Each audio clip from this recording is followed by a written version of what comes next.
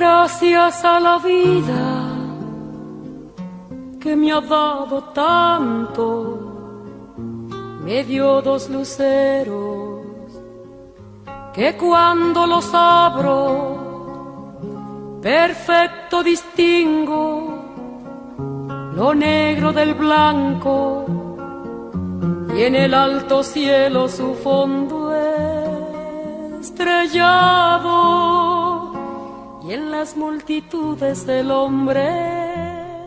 Estamos en otra emisión del programa Poetas Argentinos de la radio de la Biblioteca del Congreso de la Nación. Quien les habla, Claudia Enchil, en la producción Camila Zúñigo y en la operación técnica Nicolás Tomasetti. Nosotros, como todas las semanas, vamos conociendo desde el 2014 a un poeta del país.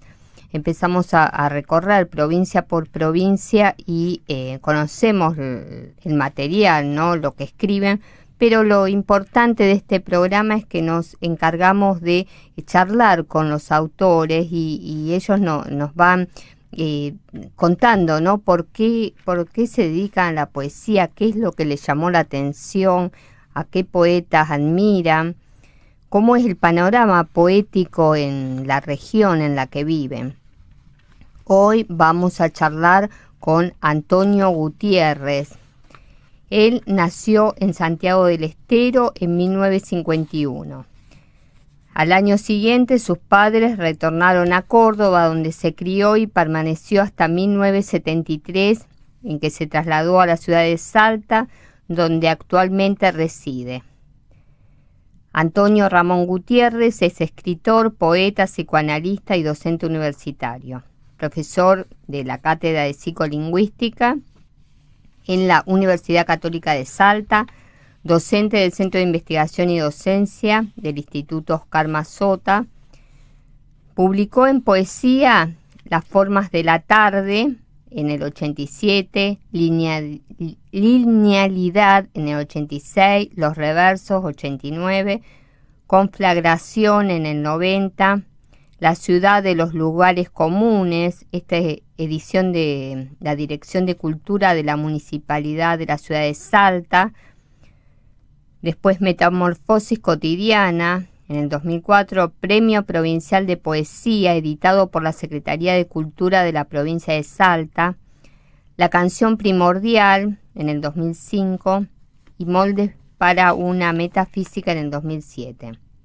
En cuentos publicó La casa del Boulevard Guzmán. En ensayo, El más allá de la época, La exclusión en la cultura, primer premio provincial de ensayo en el 2011, que fue editado por la Secretaría de Cultura de Salta. Las columnas de Antonio Gutiérrez, libro de notas publicados por el diario Punto Uno en el 2012. Neoliberalismo y caída de los límites en el 2017. En psicoanálisis publicó La precipitación de lo real en el 2005, Lingüística y teoría del significante en psicoanálisis en el 2010, Solos y solas en el 2017.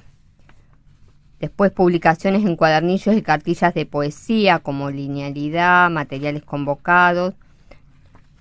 Recibió el mérito artístico otorgado por el gobierno de la provincia de Salta por su trayectoria literaria en el año 2012.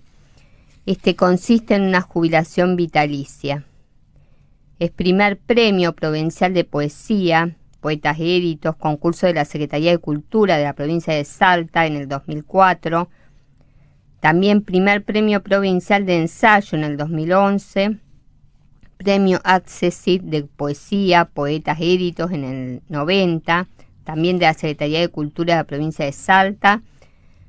Premio de poesía a la Municipalidad de la Ciudad de Salta, segundo premio provincial de cuentos, segundo premio en el concurso nacional de cuentos que organizó Aerolíneas Argentinas en el 93, segundo premio provincial de poesía para autores éditos. Siempre me gusta contar con quién vamos a charlar porque tienen toda una historia y, como en este caso, ¿no?, muchas publicaciones y muchos premios. Su obra figura en antologías nacionales y provinciales como Poesía del Noroeste Argentino, siglo XX, que fue editada por el Fondo Nacional de las Artes y la selección a cargo de Santiago Silvester. Después también formó parte de la Poesía Argentina Contemporánea, editada por la Fundación Argentina para la Poesía en el 2008. Después 4 siglos de poesía en Salta, Antología Federal de Poesía, que eso se editó en el 2017, revista Amnios, selección de sus poemas en La Habana, Cuba, y después edición conjunta en la editorial Eloísa Cartonera, 7 poetas, Buenos Aires, Salta, Noa, en el 2013. También, ediciones conjuntas, columnista del diario Punto Uno de Salta, colaborador con notas literarias y sociológicas en los diarios El Tribuno, El Intransigente, fue jurado en varios concursos y redactor de la revista Diagonales de Psicoanálisis. Bueno, ahora vamos a charlar con Antonio Ramón Gutiérrez. Hola Antonio, ¿cómo estás? Hola, ¿qué tal Claudia? Encantado, mucho gusto. Tenés, pero un currículum súper extenso. Bueno, sí, un poco, sí, es una vida ya en la poesía, ya la edad hace que uno tenga mucho antecedente. Sí. Bueno, pero buenísimo, la verdad que es importante conocer todo ¿no? Las cosas que has publicado, los libros que publicaste, los premios. Y cuéntanos, vos naciste en Santiago del Estero, te criaste en Córdoba y vivís en Salta. Sí, es un tanto confusa toda la cuestión geográfica. Sí, mis padres eran oriundos de la ciudad de Belville, en el sur de la provincia de Córdoba, en plena llanura pampeana, ¿no? Ellos habían nacido ahí. Bueno, por una cuestión de trabajo mi padre se trasladó a la ciudad de Santiago del Estero temporariamente. Bueno, ahí nací yo, pero después al tiempo, al año más o menos, retornaron a la ciudad de Belville, en el sur de la provincia de Córdoba. Bueno, y ahí me crié, fui a la escuela, hice el colegio secundario, incluso hice un terciario, 2 años de la carrera de periodismo, y después en el 73 me trasladé a Salta, ¿sí? En donde radico desde esa época, ¿no? De todas maneras siempre he estado volviendo a Belville porque ahí, vivía, toda mi familia vive todavía, ya murieron mis padres, por supuesto, pero tengo una familia extensa ahí en Belville, ¿sí? Es decir, que siempre he estado volviendo al sur de la provincia de Córdoba. ¿Sí? Y contanos acerca de estos cambios de lugar, ¿no? De residencia. Sí. ¿Cómo influyeron en vos y en tu escritura? Mira, yo toda la poesía, toda la obra literaria, ¿sí? Incluso los libros de psicoanálisis, todos los he publicado, los he escrito viviendo en Salta. Es decir, que Salta fue un ambiente propicio para mí, para escribir poesía. En Belville no había escrito nada, salvo algunos poemas de adolescentes, ¿no? Más por un sentimiento de pérdida que por una vocación poética.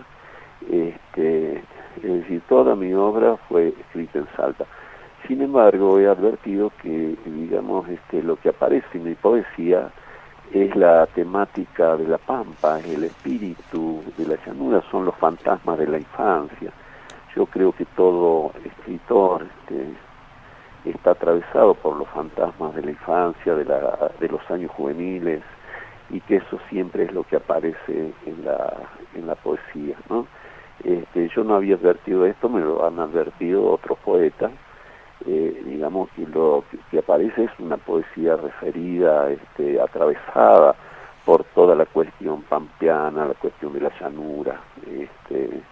Digamos, en pocos poemas aparece la temática, el paisaje, por ejemplo, o los temas regionales del norte argentino.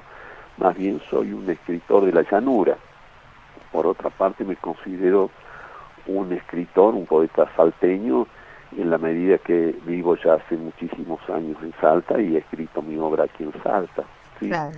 Digamos, es la cuestión geográfica, la cuestión de los fantasmas, ¿no? Sí. ¿Y cuándo surgió en vos el ponerte a escribir? Porque decís que capaz en tu juventud hacías algunos poemas, pero no estabas dedicado a escribir. No, mira, yo no sé muy bien por qué escribo poesía. No sé muy bien en qué momento empecé a escribir tampoco. Sí, había poemas así, juveniles, ¿no? Motivados por eso que yo te decía, un sentimiento de pérdida, las preocupaciones propias de la adolescencia. Yo había tenido el primer encuentro con la poesía de manera así, digamos, evidente, en el colegio secundario en Belleville. Una profesora de literatura, de lengua en ese momento se llamaba, ¿sí? Nos hizo memorizar Sinfonía en Gris Mayor de Rubén Darío, ¿sí? El poeta modernista. Ese poema me impactó sobremanera, ¿no? Digamos, ese poema musical, la musicalidad del modernismo, ¿no? El mar con un vasto cristal azogado refleja la lámina de un cielo de zinc, lejanas bandadas de pájaros piñen, el fondo bruñido de pálido gris. Digamos, esa poesía, o más bien esa música, digamos, me acompañó por las calles en Belleville. Yo regresaba del colegio a la noche porque cursé en un colegio comercial, y esa sinfonía, esa música, me acompaña. Y diría que todavía aún me acompaña, ¿sí? Y quería escribir como Rubén Darío, y se me ocurrían algunos versos así, digamos, de corte modernista, pero en realidad no estaba dedicado a la poesía, ni jamás pensé ser un poeta, simplemente escribí unos poemas. Después, bueno, tuve contacto con la generación del 27, principalmente con García Lorca, ¿sí? Con Vicente Alexander, a quien yo leía y releía una y mil veces. Y después ya en Salta, a los años de estar aquí en Salta, conocí a la que es mi mujer, Liliana Belone, que también es escritora, y que me metió, diría, en un mundo literario, ¿sí? Del cual no pude salir nunca más, y que considero un feliz destino. ¿Qué encontrás en la literatura? ¿Cómo dices? ¿Qué encontrás en la literatura? Mira, perdón, en la literatura, bueno, encuentro una forma de decir. Yo creo que es la única manera o la manera más cierta de poder decir las cosas, de aproximarse a aquello de lo que realmente se trata, es decir, de dar en el blanco, ¿no? Aunque en la literatura, la poesía también, siempre es un intento fallido, porque nunca dice aquello de lo que realmente se trata, pero es lo que más se aproxima a eso que es un punto de indecible, un punto de innombrable, ¿no? Eso que es difícil de decir y que se dice gracias a las palabras, pero también a pesar de las palabras, ¿sí? Y digamos, nunca me he propuesto ser poeta.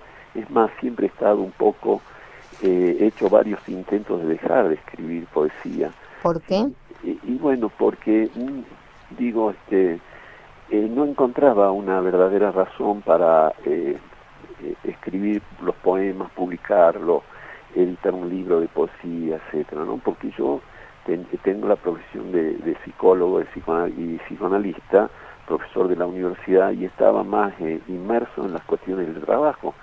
Pero sin embargo, la poesía siempre ha vuelto, por ejemplo, y no porque yo la buscara, sino que muchas veces he estado en los congresos, por ejemplo, de psicoanálisis, y mientras escuchaba los trabajos de los psicoanalistas, me iban surgiendo poemas. Digamos, los otros trataban de articular los conceptos dentro de la teoría, y para mí esos conceptos yo los transformaba, ¿no es cierto?, en poesía. Siempre he visto en los libros de psicoanálisis y en los libros de ciencia, los libros principalmente de física, que yo he leído, bueno, por curiosidad, he encontrado mucha poesía en los libros de, por ejemplo, de astrología, ¿no es cierto? En el lenguaje corriente está lleno de poesía, el habla popular, ¿no es cierto? Los textos de las películas, los textos de la ópera. Es decir, por ahí, no sé si por aburrimiento, por hartazgo, escuchaba las conferencias y los estaba traduciendo, estaba volcando todo eso en un poema.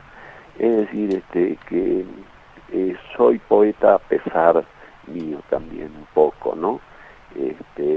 ¿Y por qué crees que siempre vos, como decís, a pesar tuyo, ¿no? Siempre la poesía aparece y forma parte? Sí, bueno, tal vez por una disposición personal de distracción, de dispersión, de no poder concentrarme en los conceptos profesionales, ha aparecido y por una cierta percepción hacia las cuestiones de la belleza, tal vez, una sensibilidad particular, la poesía siempre ha acudido, ¿no? No he escrito porque me lo he impuesto, sino que muchas veces he escrito por necesidad. He tenido la necesidad en algún momento de escribir un poema, pero porque... ¿Como una especie de catarsis? Claro, las ideas me han asaltado, ¿no? No, qué sé yo, se muere un amigo, un artista, ¿no es cierto? Y de pronto me veo escribiendo un poema porque me llegan una determinada inspiración, ¿no? Relacionadas con la muerte de ese amigo, por ejemplo. Pero nunca me he sentado buscando qué escribir, ¿no es cierto? Siempre he escrito cuando he tenido una idea para escribir, cuando ha habido algún acontecimiento que me ha impactado y que, bueno, de pronto aparece alguna inspiración, alguna idea, ¿no? Pero creo que, digamos, no es tan incoherente esta cuestión, porque yo pensaba, por ejemplo, que Heidegger invitaba a ir hacia la poesía, ¿no es cierto?, traducir la filosofía, expresarla en un lenguaje poético. El mismo Lacan, yo estoy en psicoanálisis, Jacques Lacan, el psicoanalista francés, decía que hay que hacer un esfuerzo de poesía, y decía cosas por el estilo, por ejemplo, que la verdad tiene estructura de ficción y cosas. Entonces, yo creo que la poesía es un medio fuerte para decir las cosas, ¿sí? Que la poesía es central en el orden humano, digamos, es la única manera de atrapar algo de eso que es inatrapable de la condición humana. Por eso los temas de la poesía siempre son unos pocos, ¿no es cierto?, que son los temas centrales. ¿Cuáles son tus temas, tus ejes? Mira, yo creo que toda poesía tarde o temprano habla de la muerte, del amor, de la finitud, ¿no? De la infancia, que son los temas centrales de la condición humana. Mi poesía es una poesía, yo diría de pensamiento, una poesía conceptual, ¿sí? Esto que yo te decía, por ahí leo un libro de física y se me ocurre que ese libro de física está lleno de poesía y yo digo de pronto, ¿cómo me gustaría haber escrito esta frase, esta oración? Porque está llena de poesía. Claro, es una poesía conceptual, es una poesía intelectual, podríamos llamarle, una poesía del pensamiento, ¿sí? ¿Y vos cómo unís el psicoanálisis con la poesía? Mira, he tratado no de unirla, sino de desunirla. Digamos, lo peor que un poeta puede hacer es llevar una teoría, una profesión al plano de la escritura poética. Borges decía que las teorías producen engendros, ¿no? En la cuestión poética, siempre he tratado de no ser influenciado por el psicoanálisis. Sin embargo, el psicoanálisis está presente en mi poesía de alguna manera, pero no de manera conceptual. No, en mi poesía no encontrás un solo concepto de psicoanálisis. Trato de no poner nada del psicoanálisis ahí en la poesía. Sin embargo, el psicoanálisis está inevitablemente presente también en la poesía, por ejemplo, en las temáticas, en determinados poemas, por ejemplo, en todo lo que hace en esta especie de imposibilidad de la palabra de poder decirlo todo, en eso que podríamos llamar un punto de real, ¿no es cierto? Bueno, en muchos aspectos que tienen que ver con la teoría, pero que no están de manera conceptual, sino que están de manera, yo diría, filosófica en mi poesía. Los temas de la conceptualización psicoanalítica no está presente en mi formación psicoanalítica en relación con los temas de la condición humana, ¿sí? Claro. Antonio, ahora vamos a una pausa y después seguimos charlando. Bueno. Escuchamos de Chango Farías Gómez, Entrega mi pago sin golpear.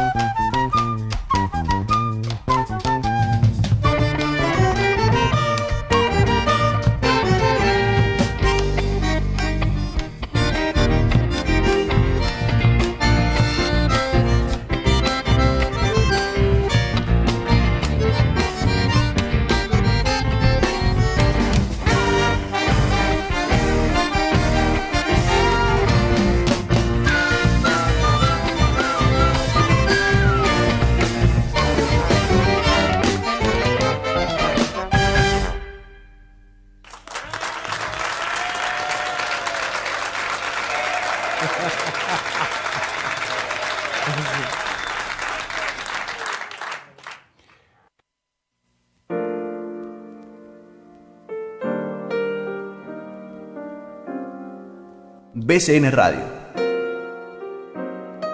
BCN Radio. BCN Radio. Una voz federal desde el Congreso de la Nación.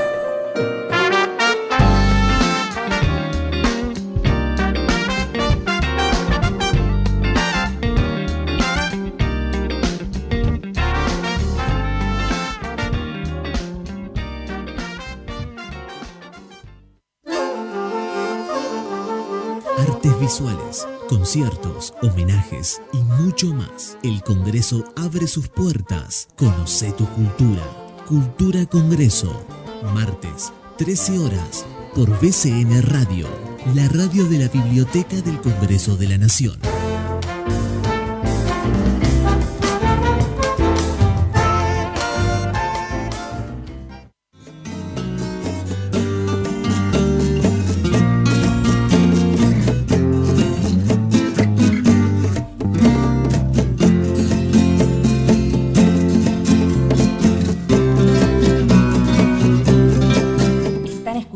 BCN Radio. Hoy, siempre tu compañía.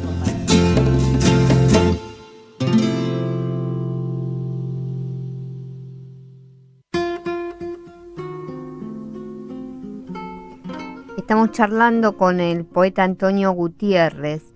Antonio, ¿tenés unos poemas para leernos? Sí, con mucho gusto. Sí. Bueno, te voy a leer este poema que es del libro Molde para una Metafísica, que es del 2007, fue editado por Ediciones Último Reino en Buenos Aires, ¿no? Bueno, el poema se llama precisamente Molde para una Metafísica. Para crear una existencia solo hay que retirar los sobrantes, la materia que le rodea, llegar con el martillo hasta las galaxias y continuar sacando mundo, cavando sombra, hasta dar con la forma justa y definitiva, separada de todo lo que la trasciende. Obtenido ese modelo de piedra temblorosa, hay que volver a llenar el universo, colocar en sus órbitas los planetas, las estrellas en sus constelaciones, los ríos en su cauce, los peces en su espina, jardines alrededor de los brazos, huertas que broten en el afuera vacante. Por último, del centro de todo lo posible, retirar la pieza de mármol, ahuecar ese espacio para dar cabida a la nada, es decir, a un hombre repleto de vacío, con la mirada puesta en todo lo que le falta. Muy bueno. Sí, te leo otro si quieres. Sí, léenos 3 más. Bueno, este se llama Otra Begonia. El poema se titula Otra Begonia porque ya tenía un poema anterior que se llamaba La Begonia. Bueno, no sabía cómo ponerle, le puse Otra Begonia. Es del mismo libro, ¿no? La begonia, repleta de sí, abre en el patio sus pétalos como una ofrenda al vacío que la recibe entre sus vastos amantes. De begonia está llena y no se aparta del borde ni traiciona su plena coincidencia. Floreciendo está en su pulpa, perfecta en su centro como un dios biológico. ¿Cómo decirlo sin que ya no sea la begonia? ¿Para qué sacarla a fuerza de nombre de tanta justeza? ¿Para qué perderla con el vocablo Begoña? Solo atino a nombrarte, realidad en flor, pero no toco tu inaccesible hueso, materia esquiva, átomo fatal. Yo, en cambio, desalojado, vacío de mí, soy esta nada que a los dos nos pierde. Te leo otro del mismo libro. Sí. El baile del ser. Esta danza y todos aquí sobre la inclinada llanura, los cuerpos sangran lento y dan un solo giro en el patio absurdo, mientras se oye la orquesta típica, sus bandoneones gastados, su dolor bailable. ¿Acaso Dios mira la escena? Esta pareja ya ha dado sus pasos por las tablas de su turno y se retira a un costado de la fecha. Aquella otra tuvo a su tiempo los hijos que han salido a la vez a danzar y avanzan resueltos entre los caídos. Danzan la memoria, las tardes felices, las estaciones, los niños ya viejos danzan. Todos cruzan en diagonal el patio y el baile parece un éxodo. No han de bailar dos veces el mismo tango. Las notas atraviesan los pechos de los ágiles moribundos. Y te leo un poema de otro libro anterior, se llama el poema La canción primordial. Bueno, este libro está motivado precisamente en una vivencia de la llanura, que de noche en los pueblos de la llanura, en las ciudades chicas, se oye siempre en la ruta el ruido, el sonido de los motores de los autos. Escuchábamos los sonidos en la pubertad, digamos alrededor de 10, 12 años, escuchábamos con mis hermanos el sonido de los motores de la ruta y sabíamos distinguir las marcas de automóviles de acuerdo al sonido de los motores, ¿no? En esas noches de verano, ¿no es cierto?, en La Pampa, en Belville, ¿sí? Bueno, la canción primordial.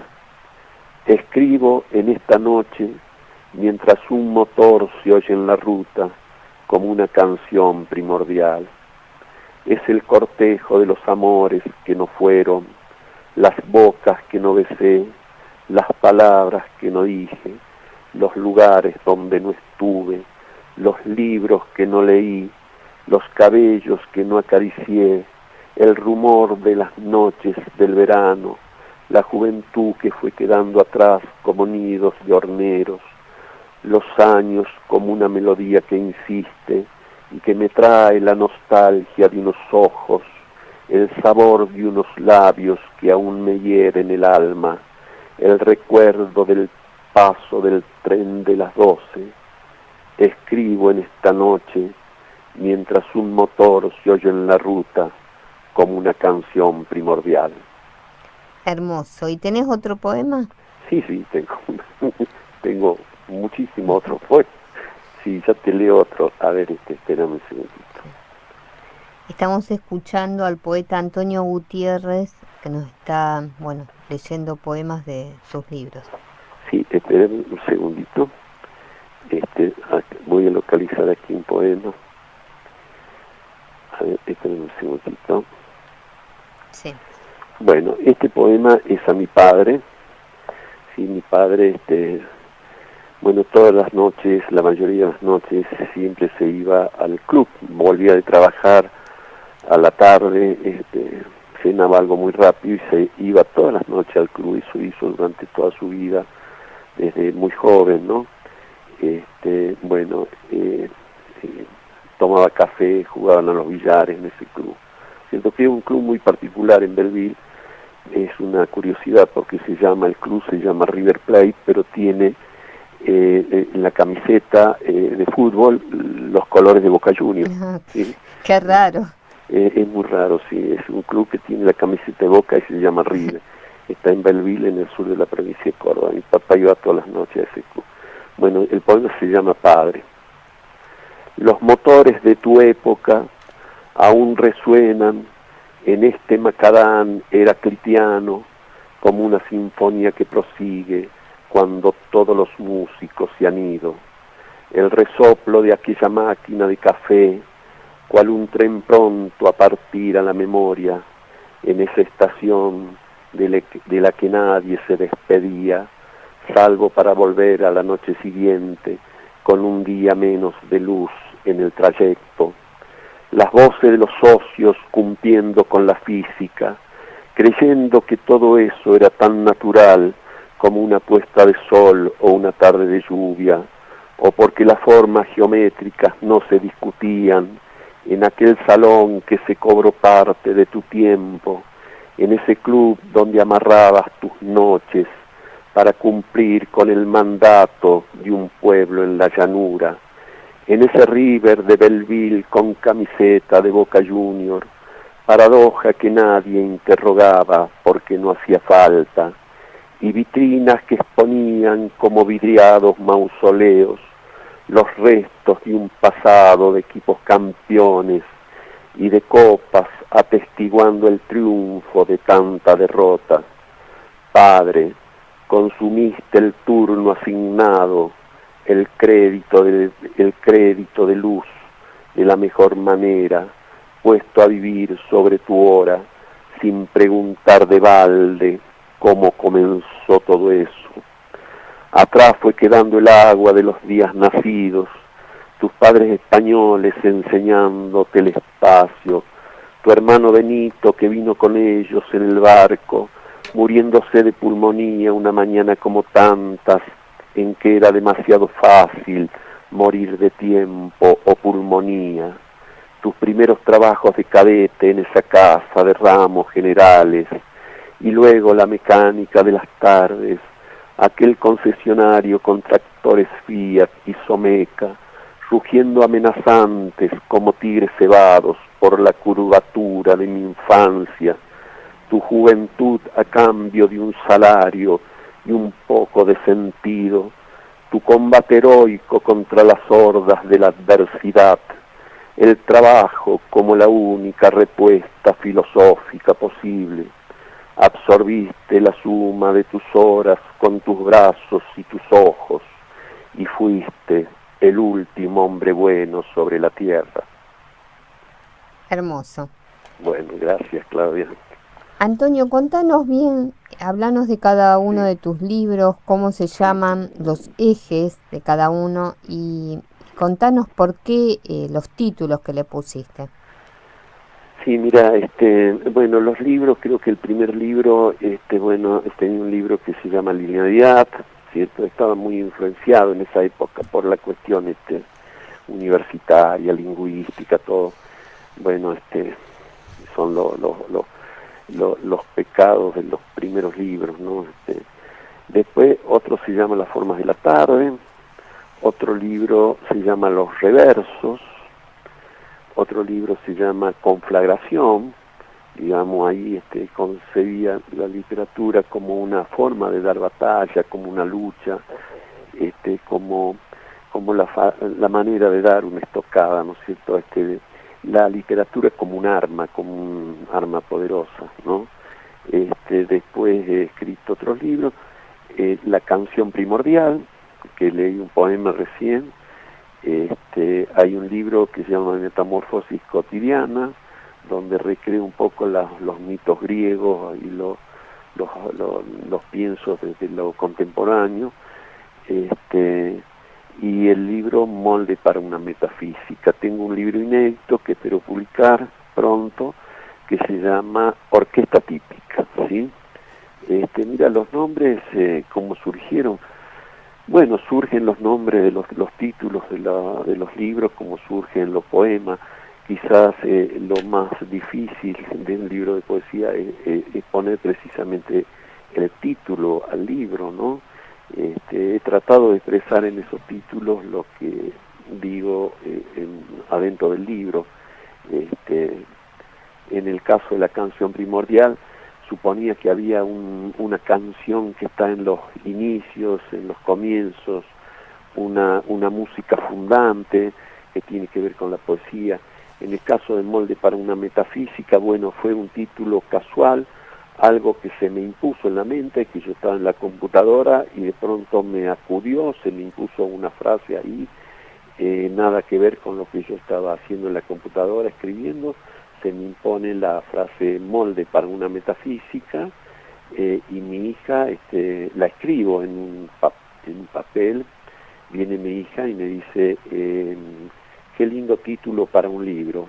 Y bueno, fue la única y sola razón por la que yo puse al libro Molde para una metafísica, pero después escribí el poema ese Molde para una metafísica, pensando en Pigmalión, ¿no? Digamos que la obra de arte ya está esperando, ¿no es cierto? Y es necesario que se retiren los sobrantes, como en el caso de la escultura, ¿no es cierto? Bueno, más o menos por ese lado han aparecido los títulos.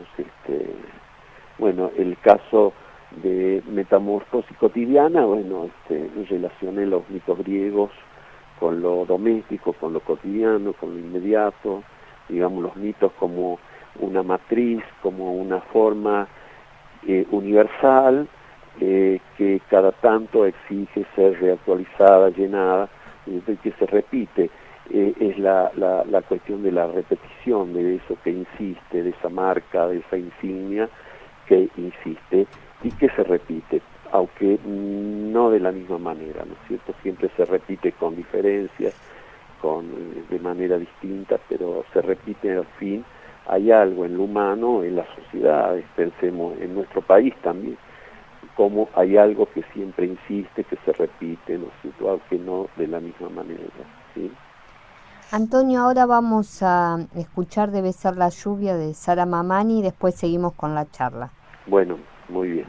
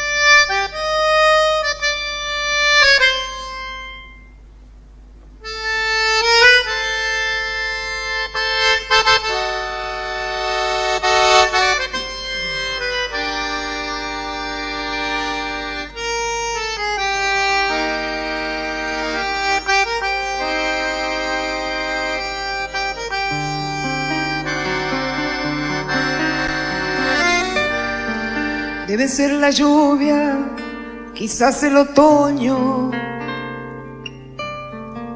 o lo que invisible viene de tus ojos,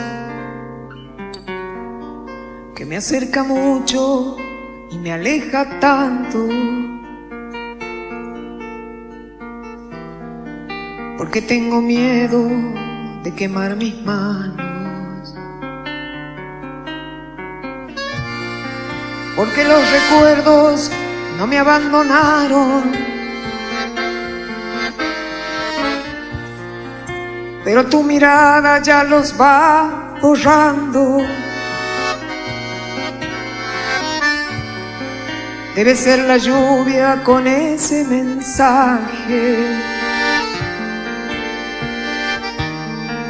de volverme cielo y delirio en las tardes, saber si vuelvo a las mismas calles, con una palabra que me quite el aire, que me quite el aire.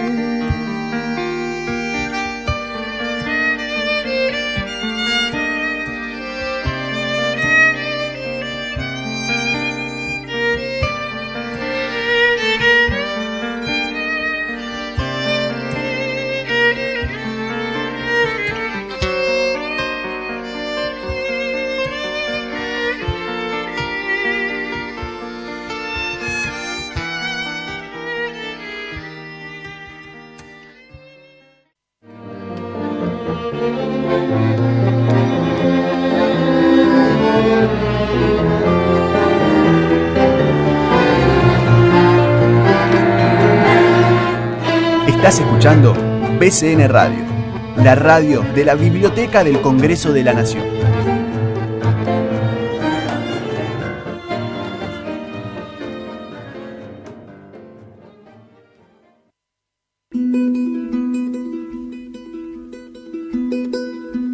La Constitución en la calle es un programa que difunde la historia, el contenido y los valores de nuestra Constitución Nacional. Para conocer nuestros derechos y obligaciones, para reflexionar, para saber más sobre nuestras instituciones democráticas, una mirada sobre la importancia de nuestra Constitución en la vida cotidiana. Lo nuestro es un aporte para ejercer una ciudadanía responsable. Vamos, ¿qué día, Javier? Martes, 14:30. Bueno, los esperamos. ¿Nos encontramos ahí? Dale. Dale.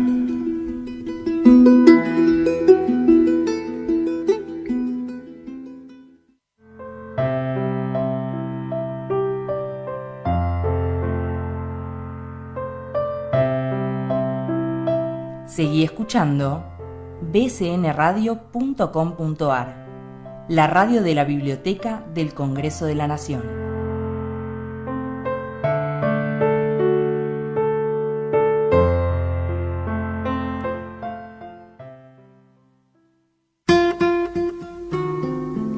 Seguimos charlando con el poeta que reside en Salta, Antonio Gutiérrez. Antonio, contanos bien cómo te describirías vos en cada género, ¿no? Como poeta, cuentista y ensayista.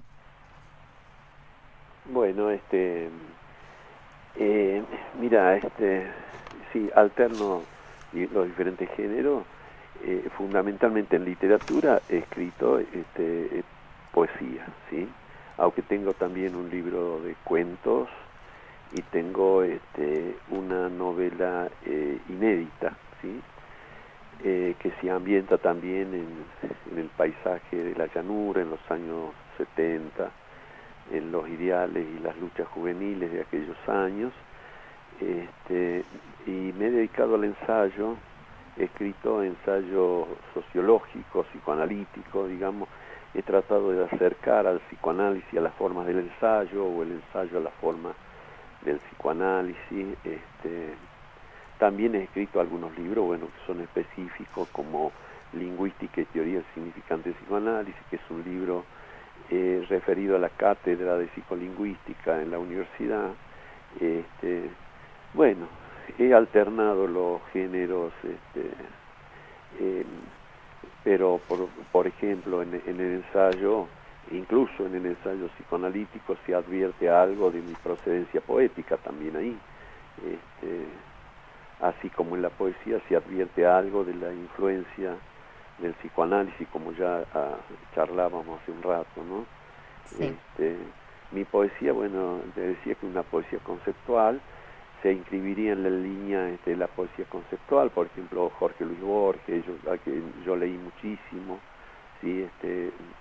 He leído y he releído a Borges, en este momento lo empiezo de alguna manera a perder, ¿sí? La poesía vertical de Juarros, he leído al poeta Joaquín Januzzi, con quien éramos amigos. Él venía mucho a Salta. Joaquín veraneaba acá en una ciudad cerca de Salta que se llama Campo Quijano, y ahí lo íbamos a ver, o si no, él venía a Salta y nos encontrábamos en las confiterías y charlábamos. Joaquín Januzzi, que tiene una hermosísima poesía, también es una poesía conceptual. He leído mucho a Santiago Silvester. Bueno, también hay influencia en mi poesía de la poesía simbolista francesa, sobre todo de Paul Verlaine, y de la generación del 27 española, pero también las lecturas al cabo de una vida son muchísimas. ¿Y esas lecturas influyen en la forma de escribir? Mira, yo creo que sí, que las lecturas influyen, sí. Lo curioso es que aparecen a veces esas influencias sin que uno se lo haya propuesto y sin que uno se dé cuenta, ¿no? Son los otros autores generalmente, o los críticos, los que advierten influencias que el propio poeta no había advertido. Pero a veces el tema de las influencias es un tema complejo, es un tema extraño a veces, enigmático. Por ejemplo, muchos que han leído mi poesía me han emparentado así con la poesía de Joaquín Januzzi, ¿cierto? Decía, hay mucha influencia de Joaquín Januzzi. Sin embargo, podríamos decir que yo ya era januziano antes de conocerlo a Januzzi y de conocer su obra poética. Es decir, esto es extraño, porque cómo iba a tener influencia de Januzzi sin conocerlo a Januzzi.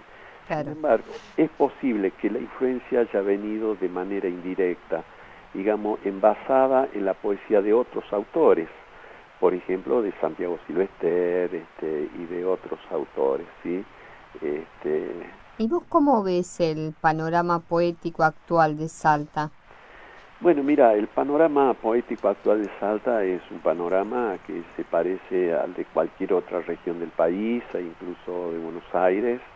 Digamos, ese panorama está atravesado por ciertas condiciones de la época, ¿cierto? Por las condiciones de lo contemporáneo, digamos, donde lejos de haber movimientos o una poesía bien definida, marcada, lo que hay es una cierta atomización, pero no por un defecto de Salta ni de ninguna región, sino porque un poco son las condiciones de la época.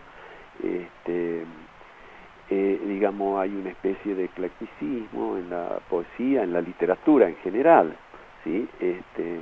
No hay una sola línea, no hay un movimiento fuerte que marque un rumbo, sino que hay distintas estéticas que conviven en un espacio simultáneo, ¿sí?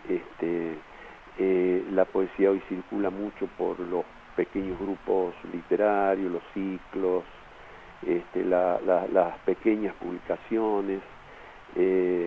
Bueno, es la época. Yo no podría definir un panorama poético aquí de la provincia. Digamos, incluso hay muchos grupos que a veces no se conocen entre ellos tampoco, ¿no? Digamos. ¿Nos podés recomendar algunos poetas? Y aquí, bueno, sí, por supuesto, está Rosa Machado, por ejemplo, no sé si la oíste nombrar, sí, que es una excelente poeta. Bueno, está una gran poeta aquí en Salta, con una hermosísima poesía, que es Teresa Leonardi Herrán. Sí. Bueno, un poeta también importante para mí, su poesía, es Luis Ferrario, que tiene varios libros escritos, una poesía que está muy influenciada por la poesía española. Bueno, y después hay otros jóvenes, Eduardo Robino, hay muchos poetas, incluso hay muchos poetas jóvenes que yo no he leído o no conozco, ¿cierto? Pero sé que hay muchos grupos y mucha poesía en este momento, así como hay en Buenos Aires también. Así que hay, por supuesto, con una diferencia de número, porque Buenos Aires es una ciudad muy grande y Salta es chica, pero también hay muchos grupos poéticos acá, ¿sí? ¿Cómo ves en Salta en lo que se refiere a la difusión de la poesía, ¿no? El contacto de la poesía con el público? Bueno, en Salta siempre hubo una tradición poética, ¿no? ¿Sí? La poesía fue muy importante aquí en la provincia, y aún yo diría que aún todavía lo es. Fue tan importante la poesía porque al ser Salta una provincia, digamos, un poco con ciertos componentes o ciertos rasgos tradicionales, diría casi feudales en algunos casos, donde no era fácil la palabra, ¿no es cierto? Estaba no era fácil la expresión, la opinión, digamos una provincia como muchas provincias argentinas, pero sobre todo Salta, una provincia tan tradicional, atravesada por cierta censura, por una cuestión de la censura. Entonces la poesía era el modo, digamos, más propicio para poder expresar eso que no se podía expresar de otra manera, es decir, directamente, ¿cierto? La poesía tiene la condición, la virtud de poder burlar la censura, ¿cierto? Porque puede decir las cosas con metáforas, puede decir las cosas por un desvío, puede decir las cosas de manera contundente, pero sin sufrir directamente la censura. En cambio, por ejemplo, el ensayo, la novela, están más expuestas a veces a las cuestiones de la prohibición, la censura, etc. Por eso Salta se ha expresado, yo diría, a través de la poesía durante muchísimos años, y ha dado poetas importantísimos como Manuel J. Castilla, Joaquín Castellano, Raúl Aranzuategui, Walter Adet, y tantos otros. Una poesía, ha dado una poesía importantísima, ¿no? Yo creo que eso ahora, si bien la poesía continúa y hay buenos poetas, digamos, ya han aparecido en Salta desde hace mucho tiempo otras expresiones, otro género, como son la novela y como es el ensayo, el estudio científico, etcétera, ¿no? Digamos, porque la tecnología, la época ha abierto las fronteras de la provincia, ¿sí? Antonio, si tuvieras que definir en una palabra lo que representa la poesía en tu vida, ¿cuál sería? Bueno, podría yo usar la palabra salvación, ¿sí? Creo que la poesía nos salva. La poesía hace más soportable lo insoportable de la condición humana. Nos ayuda a vivir, pero no solamente a los poetas, sino a la gente en general, sobre todo a los lectores de poesía y a la gente que, digamos, que está en contacto con el arte, porque en todo el arte hay poesía. Yo decía que, por ejemplo, los textos de la ópera están llenos de poesía, los textos de las películas están llenas de poesía, la música está llena de poesía, y es el arte y la poesía, el arte en general y la poesía en particular, la forma de transformar, digamos, la desdicha propia de la condición humana, ¿no es cierto?, en un placer, en una felicidad, es decir, hacer eso que te decía, de lo insoportable de la condición humana, hacerlo un poco más llevadero, más tolerable. Es decir, yo no me imagino la humanidad sin arte, ¿no?, y sin poesía. Yo creo que el arte y la poesía cumplen una función, no solamente para el que escribe, sino para los seres humanos en general. No, Antonio, te agradecemos mucho esta entrevista con poetas argentinos y el espacio queda abierto para una próxima charla. Bueno, te agradezco muchísimo, es una alegría para mí haber estado en tu programa, Claudia, y bueno, 1.000.000 de gracias. Un abrazo grande. Un abrazo grande, chao, gracias. Nosotros acabamos de charlar con el poeta Antonio Gutiérrez, que reside en Salta. Y bueno, nos encontramos la próxima semana en este programa que está dedicado a difundir a los poetas de todo el país. Que cuando los abro, perfecto distingo